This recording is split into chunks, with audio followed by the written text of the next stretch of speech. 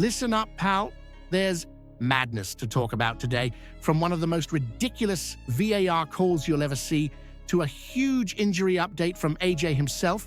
And wait till you hear about the potential €6.5 million move that could fix Brendan Rodgers' biggest headache. You do not want to miss this one. The last story is absolutely massive for every Celtic fan. Massive thanks to you for helping us smash 1,000 subscribers, but that's just the start.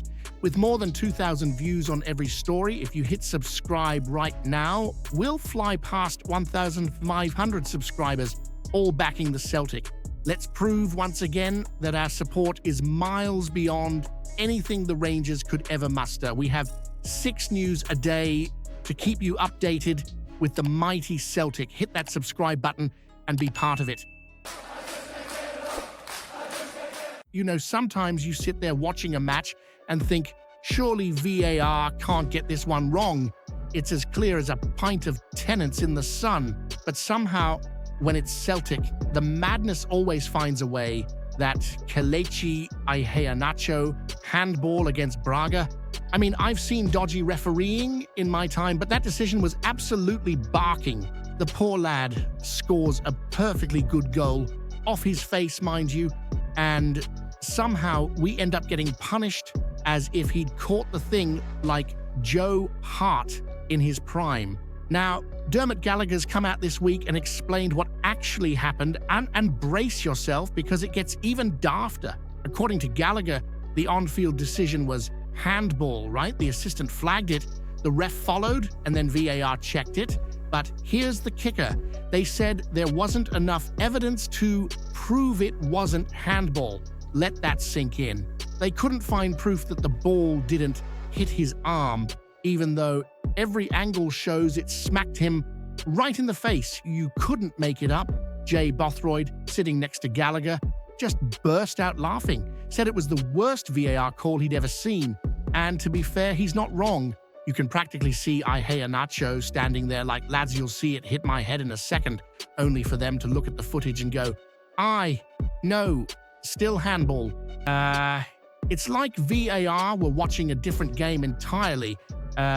Maybe one down Ibrox way, where those sorts of calls always seem to go the other direction. Gallagher even admitted he thought it was bizarre. He double-checked the VAR protocols and said he was told there was no evidence to say he didn't handle it. Come on, what's that even mean? The evidence is his big Nigerian forehead. You can see it.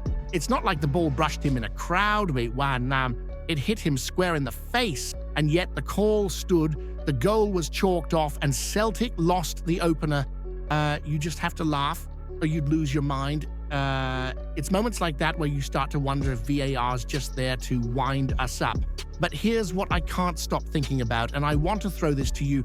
If that exact same incident happens in blue at Ibrox in front of their lot, do you honestly think that goal gets ruled out? Or would VAR suddenly find the evidence it couldn't see for us? Hit that subscribe button. Lads, let's guy it lardy till we hit 1,500 mad Celtic dafts.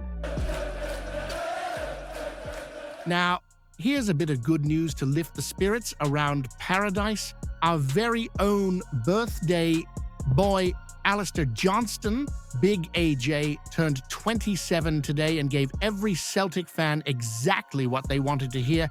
He'll be back soon. You love to hear that, don't you? It's been far too long since we've seen him bombing up that right flank, clattering into tackles and driving the team forward like a proper warrior in green and white. AJ's been out for 9 games now, ever since that Champions League playoff against Kairat Almaty. Feels like ages ago, doesn't it? You could tell he was hurting, not just from the hamstring, but from being forced to watch from the sidelines while the rest of the lads were grinding it out. But today, on his big day, he jumped on Instagram with a wee message for the faithful. Thank you, back soon. Simple, but it's all we needed to hear. That's the kind of lad he is. Humble, grateful, and desperate to get back on the pitch, doing what he loves for the hoops. Brendan Rodgers also gave us a wee update saying AJ should be joining back in training The week before the Dundee game, after the international break, you can bet he's itching to get stuck in again. That's just his nature. He's a born competitor, the kind of player that bleeds green and white every time he steps on the park. In the meantime, Anthony Ralston and young Colby Donovan have been putting in a shift covering that right-back spot. To be fair to them, they've done the badge proud, but there's just something about AJ, the composure, the drive, the way he gets the crowd going. He's got that wee edge that makes Paradise buzz when he's on song. Of course, the injury also means AJ's had to miss out on Canada's friendlies against Australia and Colombia. A proper shame, that. But on the flip side, it's good for us. He can focus fully on recovery and come back sharp as ever for Celtic. Meanwhile, Ralston's off with Scotland for the World Cup qualifiers at Hampton, and Donovan's doing his bit with the under-21s, so it's all systems go for the boys across the board. Now, here's what I want to ask you, and be honest, because I know every Celtic fan's got an opinion on this one. When AJ's back fit, do you throw him straight into the starting 11? Or has Ralston done enough to keep that spot a bit longer? What would you do if you were in Brendan's shoes? Hit that subscribe button, lads. Let's jai it, Loudy, till we hit 1,500 mad Celtic dafts. Now, here's something that'll perk you right up, my friend, because after that shambles of a summer transfer window, it looks like the Celtic board might actually have found a bit of sense. You heard me right.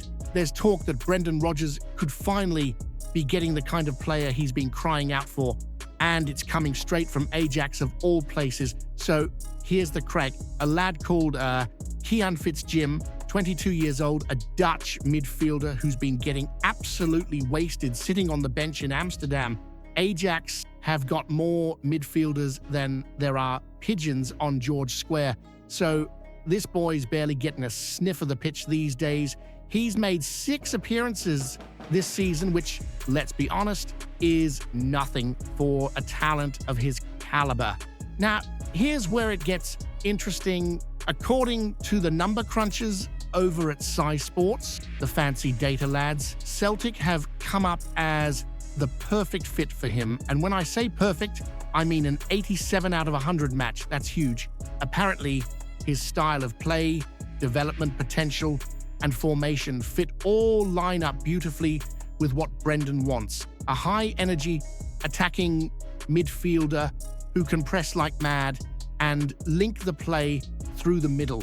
Exactly what we've been missing since the summer when the board decided to, well, take a nap instead of backing the manager properly. The lad's got an estimated value of €6.5 million, which in today's market is hardly outrageous, especially for a player who was one of the Eredivisie's top-performing midfielders last season. He's got a real eye for attacking movement, loves to drive the ball forward, and can win possession back with clever pressing. Basically, imagine the energy of Kalmak with a bit more raw edge going forward, exciting. That's what you're looking at here.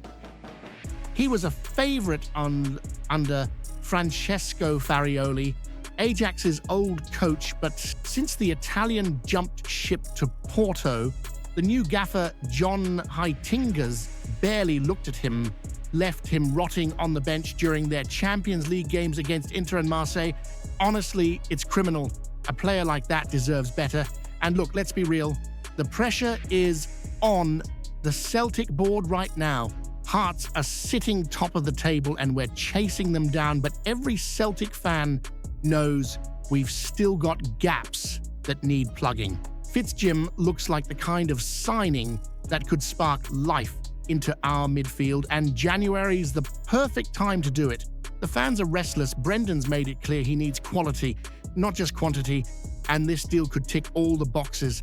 But here's the big question for you, pal, and it's one I really want to know your take on. Should Celtic go all in on Fitzjim in January, splash the cash and back Brendan properly?